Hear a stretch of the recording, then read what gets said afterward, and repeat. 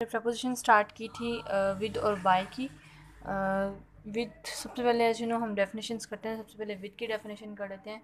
With की दो definitions आती हैं, एक बीइंग टुगेदर यानी के साथ, और सेकंड जो है वो आ जाती है विद इंस्ट्रूमेंट यानी कोई वेपन, हथियार या आला, किसी चीज़ से, किसी आले से, किसी इंस्ट्रूमेंट से। ठीक है, एग्जांपल हमने देखी थी, I will be with you in thick and thin, मैं आपके साथ हूँ हर अच्छे और बुरे में, हर अच्छे और बुरे में आपके साथ हूँ। सेकंड एग्जांपल हमने देखनी थी इंस्ट्रूमेंट की, कि इसके साथ विद जो है वो किसी आले के साथ या वेपन के साथ कैसे यूज़ होता है।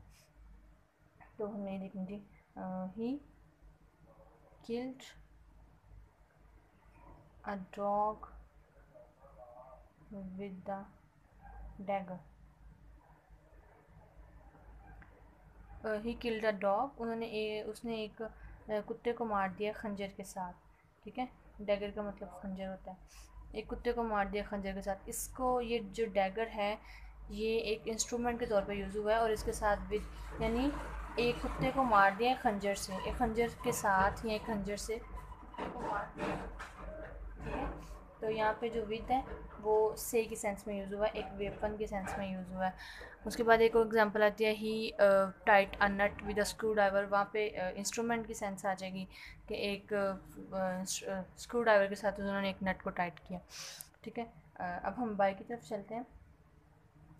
बाय के तीन मीनिंग्स हैं।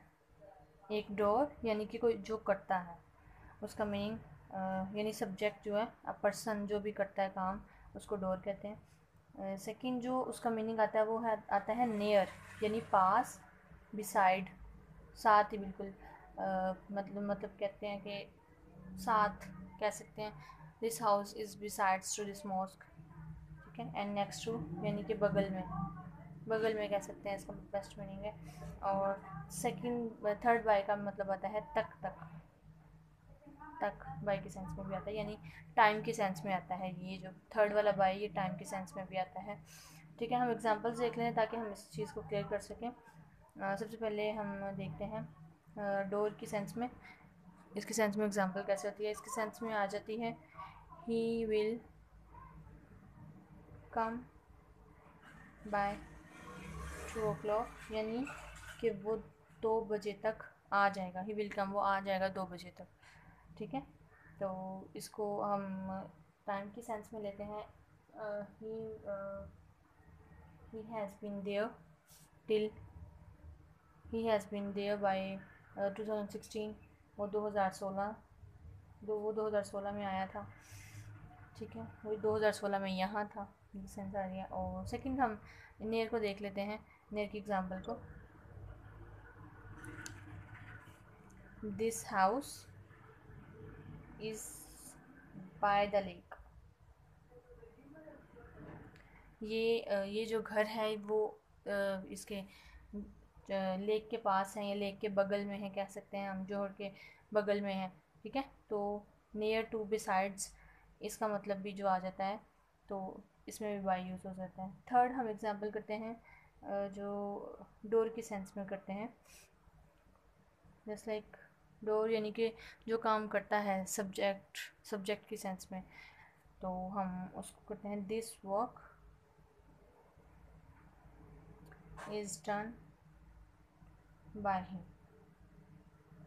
ये काम इसने किया, यानी हम पैसिव वॉइस में बाय, ये जो सेंटेंस है ये पैसिव वॉइस में यूज़ हो रहा है। पैसिव वॉइस में ऐसे सेंटेंसेस यूज़ होते हैं, तो हम इस सेंटेंस को पैसिव वॉइस का नाम दे सकते हैं। ठीक है, जैसे एक्टिव वॉइस से पैसिव वॉइस में कन्वर्ट करते हैं, तो ये चीज़ आ जाती है, this is done by him, this is done by her.